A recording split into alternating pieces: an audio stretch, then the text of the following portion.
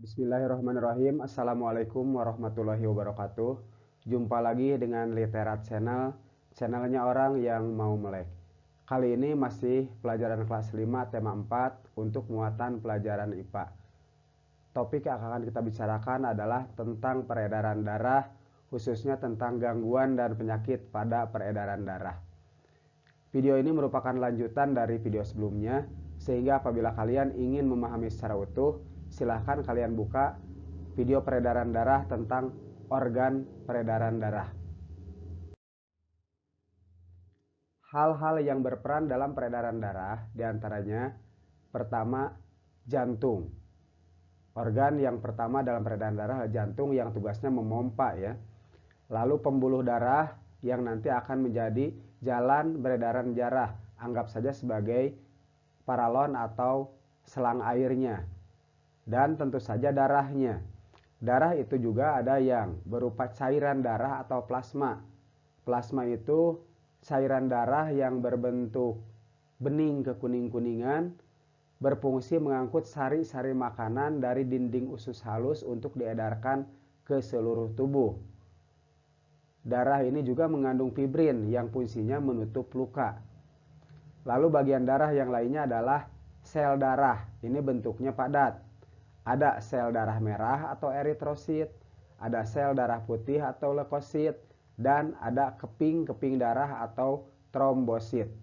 Kalian sering mendengar misalnya orang yang mengalami penyakit DB, demam berdarah, karena trombositnya menurun misalnya. Atau ada yang mengalami kanker darah dan yang lainnya. Dan itu tentu saja akan kita bahas pada video ini. Gangguan pada jantung dan pembuluh darah. Yang pertama adalah pelebaran pembuluh darah. Nah, akibat dari adanya pelebaran pembuluh darah itu dapat menyebabkan penyakit diantaranya ambeien atau wasir, orang Sunda bilang nongtot bool, dan varises. Apa itu ambeien? Ambeien atau wasis adalah kejadian pelebaran pembuluh darah balik di sekitar anus, sehingga mengakibatkan penyakit wasir. Kalau pelebaran pembuluh darahnya terjadi di pembuluh darah balik di bagian kaki, itu akan menyebabkan penyakit varises.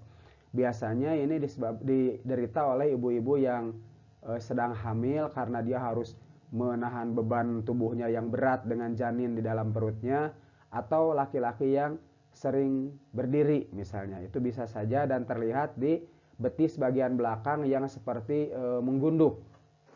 Ya, warnanya biasanya agak kehijau-hijauan. Kita lanjutkan, penyakit berikutnya adalah anemia. Anemia ini merupakan penyakit yang disebabkan kurangnya sel darah merah. Darah hanya dapat mengangkut sedikit oksigen ke seluruh tubuh, sehingga penderita anemia itu akan merasa tubuhnya lemas. Anemia ini dapat saja disebabkan oleh adanya luka sehingga mengeluarkan banyak darah, jadi kandungan darahnya sedikit ya karena banyak keluar. Atau kekurangan zat besi, atau adanya penyakit lain seperti kanker tulang. Lanjut, penyakit berikutnya adalah hipertensi. Hipertensi dalam bahasa mudahnya adalah tekanan darah tinggi. Nah, tekanan ini tentu saja dapat diukur dengan menggunakan tensimeter yang biasanya digunakan di tangan dan dipompa itu. Nah, kenapa bisa terjadi tekanan darah tinggi? Karena adanya penyempitan pada pembuluh darah. Contoh, misalnya kita punya selang dan selang itu mulai kotor karena adanya penyumbatan. Supaya airnya bisa mengalir, tentu saja tekanannya harus tinggi, didorong harus lebih kuat. Nah, begitu dengan yang terjadi dengan orang yang menderita hipertensi atau tekanan darah tinggi.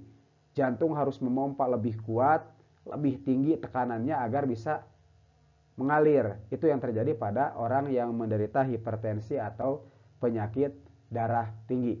Bisa dipahami ya? Kita lanjutkan. Penyakit ginjal dan kencing manis. Ini sebetulnya mengalami masalah yang mirip berhubungan dengan ginjal. Pertama, ini penyakit ginjal nanya. Ginjal itu adalah organ tubuh di bawah perut yang tugasnya menyaring darah. Nah, hasil saringan darah itu yang ampas dari saringan darah itu berupa air seni atau urin atau air kencing. Sehingga biasanya ketika kita bangun tidur, kencing pertama itu agak keruh karena memang diantaranya mengandung sisa-sisa dari penyaringan pembersihan darah yang dikeluarkan. Nah, orang yang menderita gangguan ginjal, misalnya radang ginjal, urinnya itu akan banyak mengandung protein sehingga protein banyak terbuang. Akibatnya tentu saja tubuh akan kekurangan protein karena terbuang sebetulnya. Nah, biasanya penderita gagal ginjal itu dianjurkan untuk cuci darah. Dan itu harus dilakukan rutin. Apalagi yang terbaik adalah dengan cangkok ginjal atau menunggu donor ginjal dari yang lain. Walaupun ya jarang orang yang mendonorkan ginjal karena tentu saja ginjalnya akan berkurang. Dan kalau ginjalnya berkurang, tentu saja akan berpengaruh terhadap kesehatan tubuh si pendonor itu sendiri ya. Penyakit berikutnya adalah kencing manis atau diabetes mellitus. Kencing manis ini disebabkan karena kekurangan hormon insulin pada tubuh. Sehingga seringkali orang yang sudah kencing manisnya parah biasanya disuntik hormon insulin. Nah, akibatnya karena kekurangan hormon insulin itu, gula darah di dalam darahnya itu, kadar gula di dalam darah itu meningkat. Tapi ginjal tidak bisa menyerap kelebihan gula dalam darah tersebut. Tanda-tanda orang yang mengalami kencing manis diantaranya sering buang air kecil, buang air kecilnya sering dan banyak itu.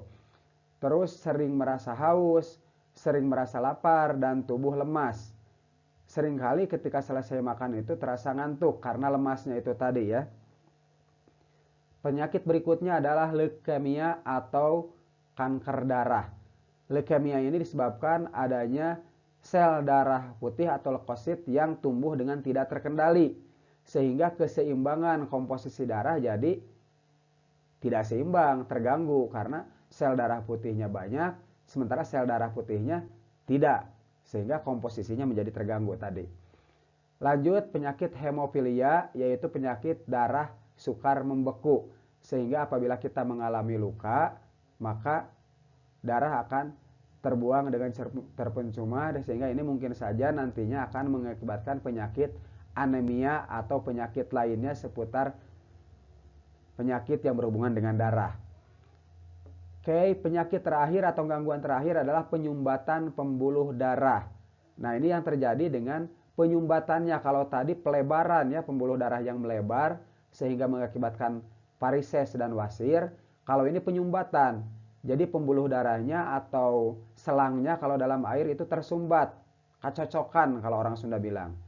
Nah, kalau penyumbatan ini terjadi ke saluran jantung, maka akan dapat mengakibatkan penyakit jantung koroner. Dan apabila penyumbatannya terjadi pada pembuluh darah yang menuju otak, maka ini akan mengakibatkan penyakit stroke. Bisa dipahami ya? Jadi penyakit-penyakit yang menyeramkan seperti jantung koroner, stroke, kencing manis, itu bersumber dari gangguan pada sekitar organ peredaran darah dan proses peredaran darahnya. Baik, kita lanjutkan. Ada 4 faktor menurut Henrik L. Bloom yang dapat mempengaruhi derajat kesehatan masyarakat. Yang pertama adalah faktor perilaku. Yang kedua faktor lingkungan. Selanjutnya faktor pelayanan kesehatan. Dan yang terakhir adalah faktor keturunan. Keempat faktor ini dapat berpengaruh terhadap kesehatan masyarakat atau kesehatan kita sendiri. Faktor perilaku diantaranya disebabkan karena pola hidup dan kebiasaan yang kurang sehat. Misalnya kebiasaan tidak sarapan atau kebiasaan makan sembarangan, apapun yang dianggap enak di mulut masuk. Suatu contoh misalnya ketika kita makan yang pedas-pedas. Itu ketika kita makan cabai, cabai itu banyak mengandung vitamin C. Namun apabila terlalu pedas, rasa pedas itu dapat mengakibatkan iritasi atau penipisan pada saluran usus. Kalau ususnya itu menipis, tentu saja akan mengganggu proses pencernaan. Misalnya ketika usus tebal yang menipis, berarti pengaturan kadar air di usus tebal akan terganggu. Sehingga seringkali tinja yang kita buang ketika BAB itu lebih encer. Karena adanya gangguan. Nah, pola hidup ini tentu saja paling besar pengaruhnya terhadap kesehatan masyarakat. Kurang tidur atau tidurnya tidak teratur, atau misalnya kurang menjaga kebersihan pribadi, pola kebiasaan misalnya merokok, minum minuman keras, apalagi menggunakan obat-obat terlarang, itu adalah pola hidup dan kebiasaan yang dapat mengganggu kesehatan. Faktor berikutnya adalah faktor pelayanan kesehatan. Ini berhubungan dengan ketersediaan dokter, perawat, atau peralatan di pelayanan kesehatan, misalnya di klinik atau di puskesmas. Misalnya ada orang yang sakit, sakitnya cukup parah dan dibawa ke puskesmas atau ke dokter jaga. Ternyata di dokter jaga itu peralatannya kurang komplit, sehingga harus dirujuk, dikirim ke rumah sakit yang lebih besar.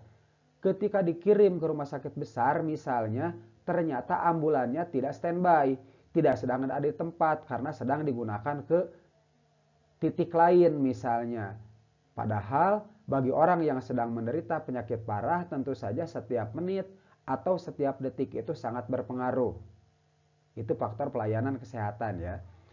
Lanjut, faktor lingkungan, baik lingkungan dalam rumah maupun lingkungan di luar rumah. Ini juga berpengaruh terhadap kesehatan kita.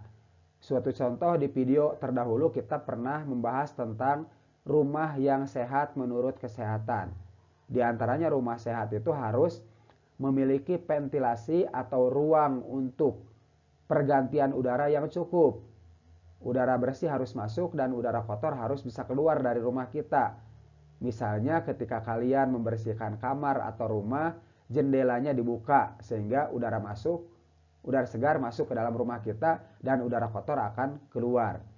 Faktor lain dari rumah yang sehat itu adalah faktor pencahayaan. Jadi sinar matahari itu harus bisa masuk ke rumah kita. Ya, kalau rumah yang kumuh biasanya untuk menjemur saja sulit, apalagi kalau matahari harus masuk ke rumah kita.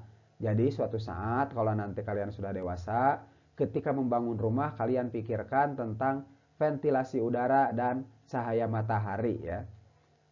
Selain faktor rumahnya yang harus sehat dengan ventilasi udara dan pencahayaan yang cukup, tentu saja kita juga harus menjaga kebersihannya. Misalnya menyapu halaman, membuang sampah tidak sembarangan, dan sebagainya yang berhubungan dengan kebersihan di dalam rumah dan luar rumah kita, termasuk menjaga kebersihan di lingkungan tempat kita bermain dan di sekolah. Faktor terakhir adalah faktor keturunan. Misalnya begini, ketika akan menikah, si laki-lakinya itu memiliki penyakit keturunan, misalnya penyakit diabetes mellitus. Ayahnya, ibunya, atau kakeknya mengalami penyakit kencing manis. Nah, ini kemungkinan besar keturunannya akan mengalami juga. Kalau si suami itu, si calon suami ya, si laki-laki menikah dengan istri yang sehat, anaknya tidak akan 100% terkena. Walaupun misalnya punya 2 atau 3 anak, salah satunya mungkin mengalami penyakit keturunan dari ayahnya. Tapi mungkin juga sehat berdasarkan keturunan dari ibunya. Itu mengenai pengaruh dari perkawinan silang itu nanti akan kita pelajari di kelas 6, khususnya dalam teori Mendel. Nah, kembali ke tentang pernikahan ini, jadi kalau misalnya si istri dan si suami mengalami penyakit keturunan, maka ini alangkah bagusnya kalau dikonsultasikan dulu tentang pernikahannya. Dibicarakan dengan ahli bagaimana kemungkinan pengaruhnya terhadap keturunannya nanti. Begitu ya. Itu adalah 4 faktor yang dapat mempengaruhi derajat kesehatan masyarakat menurut Henrik L. Bloom yang dapat kita sikapi, kita biasakan bagaimana caranya agar kita bisa jauh dari penyakit dengan merubah pola hidup kita. Jika video ini cukup membantu, silahkan kalian klik like. Jangan lupa klik subscribe bagi yang belum menjadi subscriber. Itu saja yang dapat Bapak sampaikan kali ini. Lebih dan kurangnya mohon maaf. Tetap semangat belajar sepanjang hayat. Wassalamualaikum warahmatullahi wabarakatuh.